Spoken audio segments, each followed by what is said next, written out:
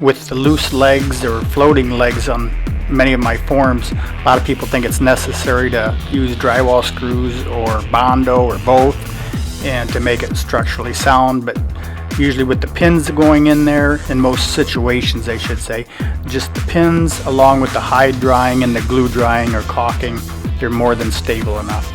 There's lots of eyes to choose from. I've got some of the most popular eyes spread out here right now in front of you. You can find a lot of different things going on when you study Bobcat eyes, different colors, obviously different pupil sizes and shapes.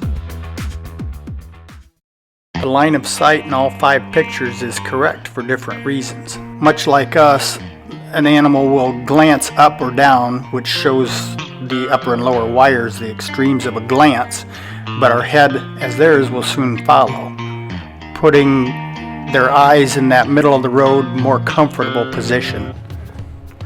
I always fine-tune the ears, whether it's commercial or competition.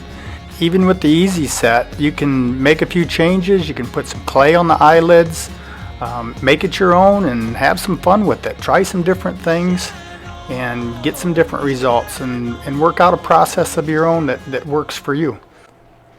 You might want to put some clay on the muzzle here and there and play with different expressions with the whiskers and the eyebrows and the eyelids, but do all this with some test fits and really pay attention to what's going on underneath that skin.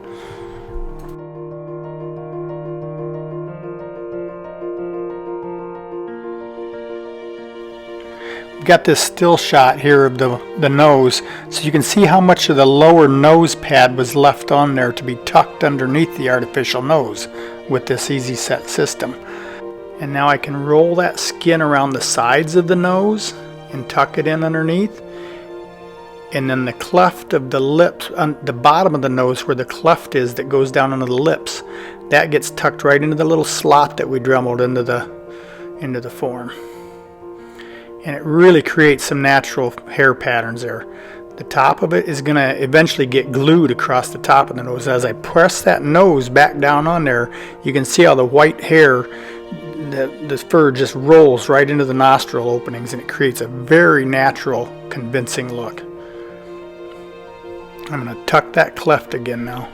When you're gluing the lips on a cast lip system or even tucking the lips on a closed mouth slotted form, it's still a good idea to start with points like the cleft under the nose, the back corners of the mouth, and the chin, and keep that skin evened out throughout that process, and you'll get a much smoother lip line all the way across.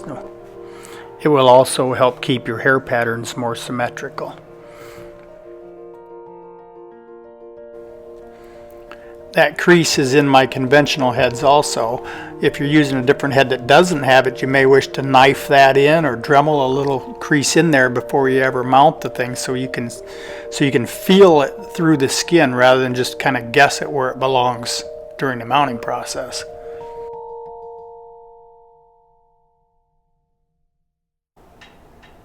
Just keep pressing the skin into the detail that's been molded into the head. It can help too if you're not familiar with this stuff. If you took a picture of this head before you mounted it and look at your picture that shows where those rolls and wrinkles are at, or have another head sitting right there beside you that you can use as reference so you know where to work those rolls and wrinkles into the nose and the details of it. You'll see me jump all over the place because as I'm working on it, I'll notice something here, notice something there. I'm working on the brows. That brow's been driving me nuts. It's been so crooked through all this process. I was wondering if I was ever going to get to it, but here I finally am. Maybe at the end of the day, depends on what your usual practice is. On a bobcat or most cats, I like to go back the next day and spend a fair amount of time on going over just what you see me doing right now, and just keep moving things around and make sure everything's where I want it. If you're not going to do it the next day, you may wish to pin the ears, you may wish to card the ears. There's different places you're going to want to put some pins probably just to make sure things kind of stay where you want them.